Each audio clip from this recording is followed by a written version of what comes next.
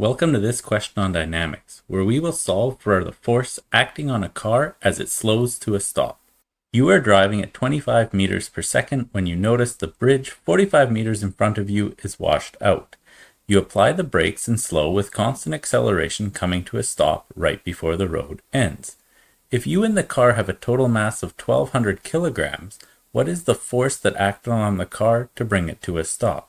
We start by drawing a diagram on the right and listing our variables on the left.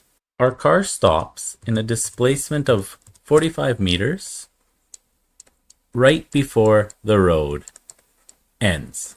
It has an initial velocity, VI, equal to 25 meters per second, and a final velocity at the riverbank, VF, equal to 0 meters per second.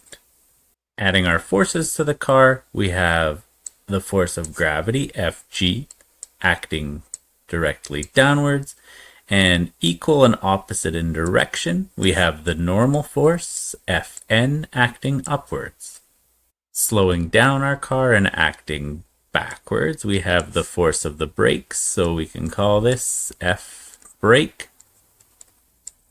Listing our variables on the left, we have our velocity initial, VI, which is equal to 25 meters per second. We have our velocity final, which is equal to 0 meters per second because the car comes to a stop before plunging into the river.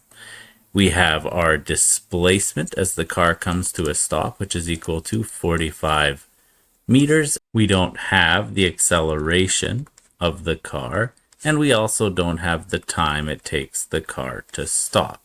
We do have the mass of the car, which is equal to 1200 kilograms. To solve for the braking force, we'll use this equation here. Force net is equal to mass times acceleration. We have the mass of the person and the car, and force net is just going to be our braking force because it's the only force working in the horizontal. So we have to start by finding the acceleration, and we do this by using kinematics. We need a kinematic equation that has VI, VF, displacement, and acceleration.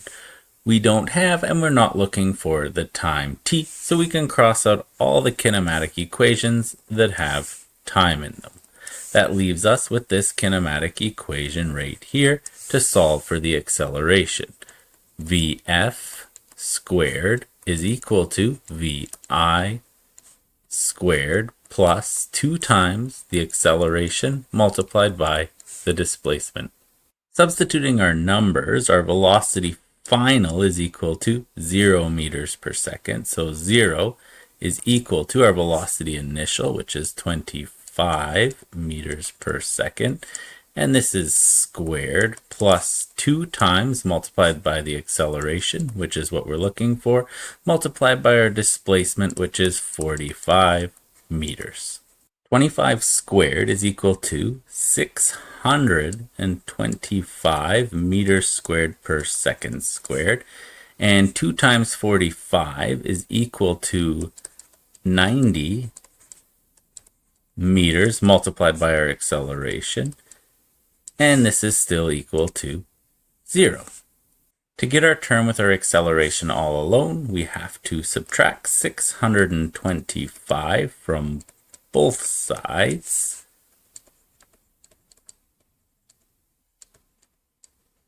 And on this side, 625 minus 625 is 0, so the term is gone.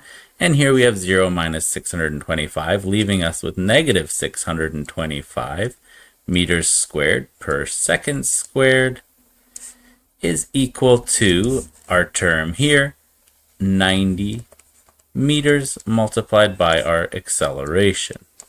Since our acceleration is being multiplied by 90, to get the acceleration all alone, we have to divide both sides by 90 meters. So on this side, 90 divided by 90 is equal to 1. This just leaves us with our acceleration. And on this side, negative 625 divided by 90 is equal to negative 6.94. Repeating decimal, we'll keep this for now because we don't want to create any rounding errors when we solve for our force, meters per second squared. And it makes sense that it's negative because the car is slowing down and coming to a stop before the end of the road. We can go ahead and add this acceleration to our list of variables. So we have it minus 6.94 meters per second squared. And now we're ready to solve for our force. As already mentioned, we're going to use this equation here, force net is equal to mass times acceleration, to solve for our braking force. Our force net in this case is just our braking force because there is no other forces acting in the horizontal direction. So we can write this equation down. The force of braking that we're looking for is equal to the mass of the car and the driver times the acceleration of the car. Substituting our numbers, our force braking, let's just call it FB for short, is equal to the mass of our car and driver, which is 1200 kilograms, multiplied by our acceleration, which we found just before, and is equal to negative 6.94.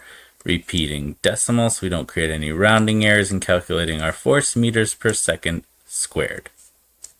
1200 multiplied by negative 6.94 is equal to negative 8.33 times 10 to the 3 newtons. So this is the force that it takes to slow down the car to a stop. We didn't necessarily have to use this negative sign here from the acceleration because we've already indicated in the diagram that the braking force is backwards or opposite the direction of the initial velocity. So we could just say that the force braking is equal to 8.33 times 10 to the 3 newtons backwards, essentially backwards in the opposite direction of the initial velocity, or you could also say in the direction opposite the initial velocity.